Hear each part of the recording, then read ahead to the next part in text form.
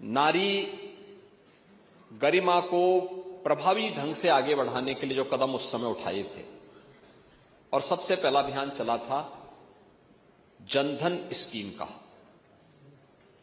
आजादी के बाद पहली बार हुआ था जब महिलाओं के बैंक में अकाउंट खुल सके। उस समय भी कांग्रेस ने, समाजवादी पार्टी ने उसका विरोध किया, दुष्प्रचार किया। क्या होता था उससे पहले? एक महिला जो बैंक में जिसका अकाउंट नहीं था, अगर सरकार की किसी लाभार्थी परक योजना से जुड़ती थी तो आधा भी उसको लाभ नहीं मिल पाता था। और हमारे नेता प्रतिपक्ष तो सीनियर विधायक हैं।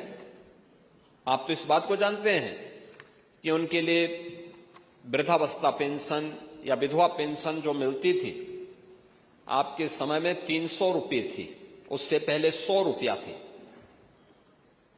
और वह 100 रुपये में आधा पैसा केवल कमीशन खोरी का जाता था। समाज कल्याण विभाग का बाबू और उसके इर्द गिर्द की वो चंडाल चौकड़ी उस पैसे को खा जाती थी। वह लाभार्थी मुंह ताकता रहता था। पहली बार हुआ है स्वतंत्र भारत में, जब प्रधानमंत्री मोदी जी के आने के बाद हर गरीब से गरीब व्यक्ति का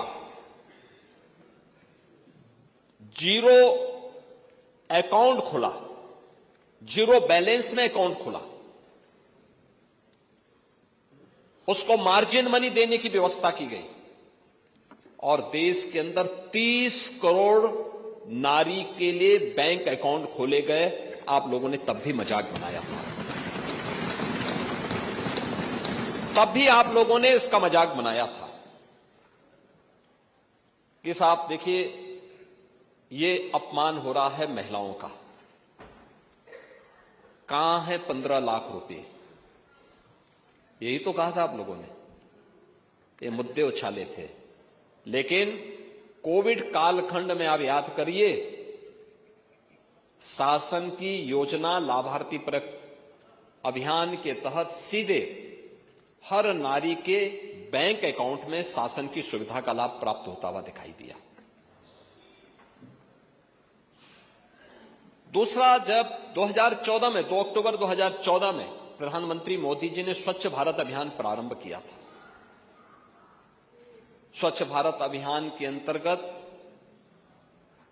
सामान्य गांव हो, कस्बा हो, मोहल्ला हो, इन सबके सामूहिक रूप से स्वच्छता के कार्यक्रम के साथ जुड़ने के साथ हर घर शौचालय का भी एक बड़े कार्यक्रम को आगे बढ़ाया था। समाजवादी पार्टी ने तब भी विरोध किया था।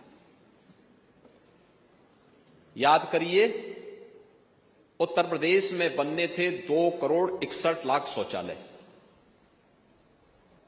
पहले 2.5 वर्ष में समाजवादी पार्टी की सरकार के समय 40 से 41 लाख शौचालय ही बन पाए थे, पहले 2.5 वर्ष में। और 2017 में जब डबल इंजन की एनडीए की सरकार यूपी में आई, हम लोगों ने अगले 1.5 वर्ष के अंदर 2 करोड़ से अधिक शौचालय बनाए थे प्रदेश में। 2 करोड़ से अधिक शौचालय। देश भर में 12 करोड़ शौचालय बने। आप लोग तब भी मजाक बनाते थे, तब भी हंसते थे कि शौचालय से क्या होगा। पांडे जी, आप जैसा वरिष्ठ व्यक्ति केवल अनुभव से ही वरिष्ठ नहीं है, संसदीय परंपराओं से ही वरिष्ठ है। आप लोग अपने को सोशलिस्ट कहते हैं, लेकिन आधी आबादी की प्रगति और उनकी गरिमा के सम्मान की रक्षा के लिए कभी संवेदनशील नहीं दिखाई देते। ये जो शौचालय थे, केवल शौचालय नहीं थे, ये शौचालय नारी गरिमा के प्रतीक भी थे, गांव की स्वच्छता के प्रतीक भी थे, मोहल्लों की स्वच्छता के प्रतीक भी थे, और बीमारियों को समाधान और उन्मूलन के भी महत्वपूर्ण पहल थे। इंसेफ्लाइटिस की बीमारी आपके जनपद में तो सर्वाधिक होती थी। आप लोग कुछ नहीं कर पाए।